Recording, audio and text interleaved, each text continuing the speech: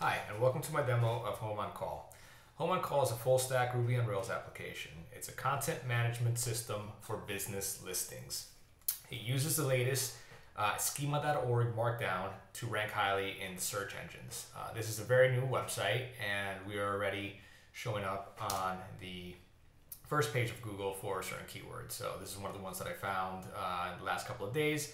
So if you search for junk removal costs in Carlstadt, New Jersey, we are the second result right underneath Home Advisor.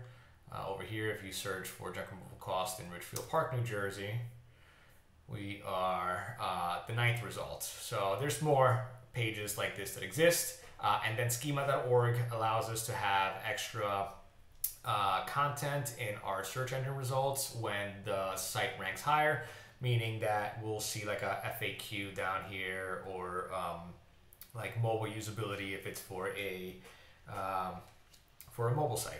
So the site is also fully responsive. So as you can see, if we shrink the screen, the site still looks good, and everything kind of rearranges itself to fit on the page. We have this nice menu that also changes for us. And then on a larger screen, the site also rearranges itself to look a little better for larger screens. So what does it mean to be a content management system for business listings? Well, let's log in and let's take a look at what we have available as admins to the site.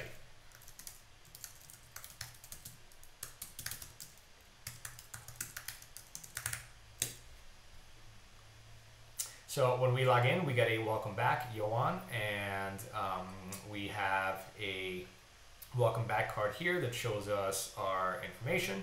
We can edit this at any point, including changing our password. Here, being a super user essentially means that I have access to edit clients and to edit the content, which again, this is a content management system.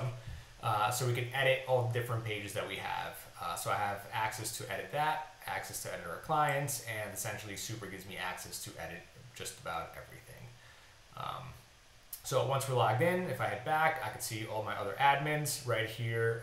Raphael is not a super user, but he does have client access, and he has no edit access. So if we go to our services, we can see these are all the services that we have written out for the site.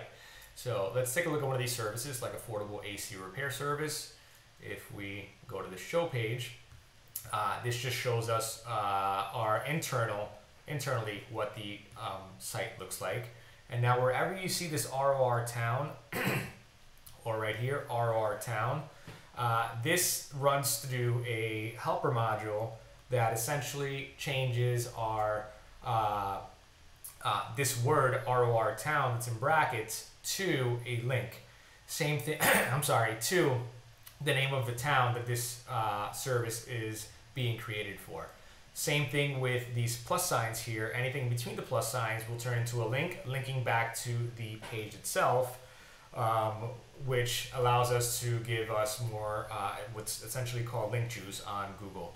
So by linking back to this individual page, it makes Google think that this page is really important for a term like affordable AC repair in whatever town that we have. So we can edit this. When we go to our edit page, we have a title. We can change the meta description. We could also change the images, and then we have this tiny MCE editor that I've attached. As we type here, it'll give us our word count, 376 words, 378, 380. Okay, and generally speaking, we want to have above 350 words for quality SEO rated content. Also, our meta description has a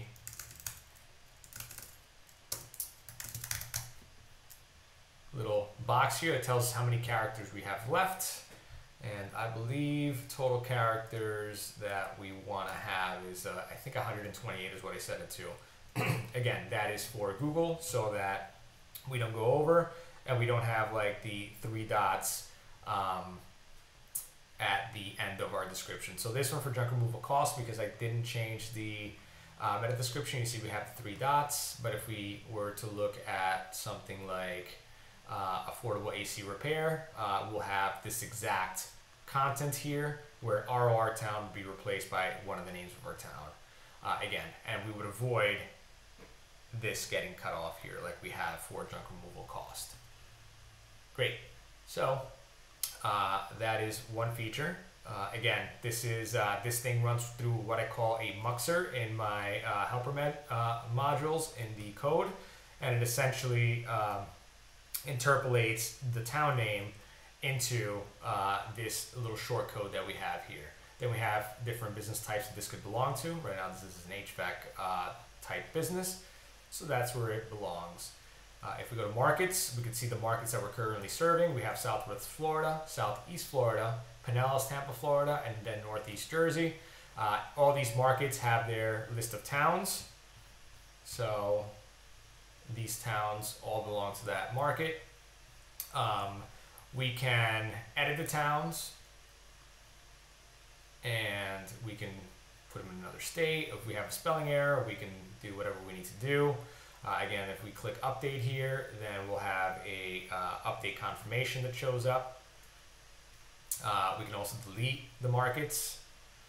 Okay, and then if we go to the towns, we can add individual towns as a add single town. And then we could add whatever town we want this way. Or we also have add towns in bulk. And then we could add like town 1, town 2, town 3. And this would add all these towns in one shot. We would add the county, add the state, and add the market. And then it would add all these without having to add each individual town. So this is great if we have a list of towns that we get like from the internet that we just want to drop in here when we want to open up a new market. And that'll be the way that that gets populated. Then we also have clients. Right now we don't have any clients. We have myself, which is a... this master client is in case I don't have a client for a service that we have. So I would get an email saying, hey, somebody's requesting some information for AC repair in Pinellas, Tampa, Florida. So I would get the email, and then I would try to reach out to a customer or a potential future customer of the site in that area and just give them a lead for free for now. Eventually we want to start charging for these leads.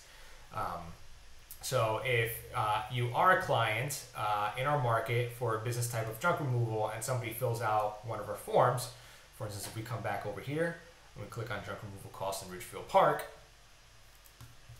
if you fill out this form, then then my client here will receive a email with all this information that we put in this form. This form here is a multi-step form. It's built using jQuery, so it's pretty neat. Okay, so we can just go and fill out all this stuff. As you can see, we get errors when it's not in the format that it needs to be in, or at least it gives you a warning. And then we have these items here. So if I was to submit this, I would get an error also that tells me what's wrong. But I want to show you guys a little more about the page.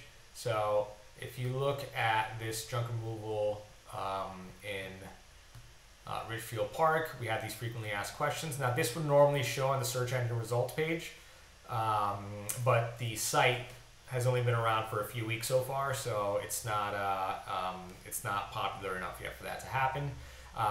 If we have other businesses that also offer junk removal in the area, they're pulled from Google Places API, and then we have a listing of all those businesses here, and they also show up on Google Maps here with a little display window of where they are. As a matter of fact, let's see if that happens for Carlstadt. Or you know what? Let's change this to Jersey City, because that's a nice city in the area here. Jersey City, New Jersey. Okay, in Jersey City, New Jersey, if you're a visitor to our site, you would see all these different businesses that are also available, and then you get a list of them also. And then we got all this is dynamically generated, including the picture of Jersey City is dynamically generated. So we have fresh dynamic content for all these landing pages. And Google doesn't think that we're just creating just a bunch of repetitive stuff off of a template, even though that's kind of what we're doing. We're also leveraging this idea of pulling in all this extra information from the Google Maps API and Google Places API. So all this stuff is marked up completely. This image has an alt tag for junk removal costs in Jersey City, New Jersey.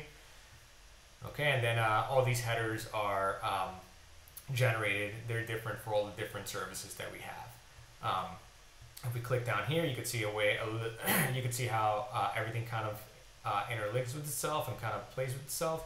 So we have junk removal cost here. We could go to junk removal costs and look at another market like Southwest Florida. Now it's all linked to all these other pages that we have. So we've essentially created thousands of pages by just creating one page called junk removal cost. Okay, and because we have all these cities, we have all these junk removal costs in different cities generated for us. So now we have junk removal costs in South Bradenton, Florida. Okay, and we essentially have this page built out for all the different services that we have in all the different cities that exist. And again, here we have some dynamic content, and then there is no image of Bradenton, Florida.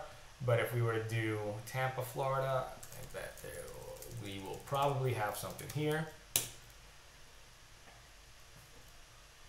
So again, junk removal costs in Tampa. As you can see how easy it is to leverage this to be able to create thousands of pages quickly so that we can rank highly on the search engines. Again, this is all dynamically created from the Google Places API. This is the Google Maps API. And in this one, we do have a picture of Tampa, Florida. Great. So as you saw, our clients list, we can create new clients. When we add a new client, we want to set them equal to active, because if they are inactive, they won't get an email, and the email will still come to the master client, which is myself. Then you could put which market they are a part of, and then which business type they have. Again, if you hit create client, we'll get a nice pop-up that says client has been successfully created. Cool. Finally, we have business category, and as the business grows, we're going to add more business types here, and then these business types are going to have different services. For example, junk removal. Right now we only have one service, which is junk removal costs, but that's because we just haven't had the content written yet, because it's a lot of work to get this content written, and it's expensive also to hire somebody to write content for you. But if we go to HVAC, we have our FAQ for these services. So for painting right now, I think it's the only one that we don't have any FAQs for. So if we go to painting, yeah, no FAQs, but I have an FAQ for HVAC and for junk removal. And again, these FAQs will show up on the Google search results page. If we go to edit this, all we're going to be able to edit is going to be the name and the FAQs. So we've got the name painting, and then we can update the business type. And then our services, we've already spoken about. And that's pretty much it. That's a big walkthrough of the entire application. There's a lot of complexity that's going on behind the scenes. If we look at the code, for instance, the muxer method that I said, I'm using, or I'm leveraging quite a few different layouts all across the different pages. I'm using a header layout, footer layout, different layouts for different types of services, and just a lot of dynamic stuff happening on the back end. I also have several little things happening in the back end that we haven't gone into, like an automatic sitemap generator that's on a cron job that essentially fires off every week to generate a new sitemap for the page, so that Google and Bing and Yahoo get updated to the changes on the site, because as we add more content, we're going to have thousands of new pages that are being created. We also have active storage set up with Google Cloud, with a Google Cloud bucket, and that bucket is also where our sitemaps get stored. And then we have Action Mailer, which is the way that the emails are getting sent to our customers once somebody fills in one of our lead capture forms. So there's a lot of things that I didn't go into, just because I want to make this a quick walkthrough so you can see essentially the main features of the site. But that's pretty much it. Finally, we have account settings where for myself I can change these things because I'm a super, but if I wasn't super, I wouldn't have access to change these items here. They just wouldn't be seen. And there's also a cool little method in the admin class where unless you are of type super, you don't have access to send in these params. So we still have strong params that are limited to to users that are not super. So there's a lot of neat stuff going on in the back end. I wish I had more time to talk about it. But I hope you enjoyed this little walkthrough and saw just some of the capabilities that the site has. And if you have any questions, just please drop me a email. My contact information is on my website above. Thank you very much.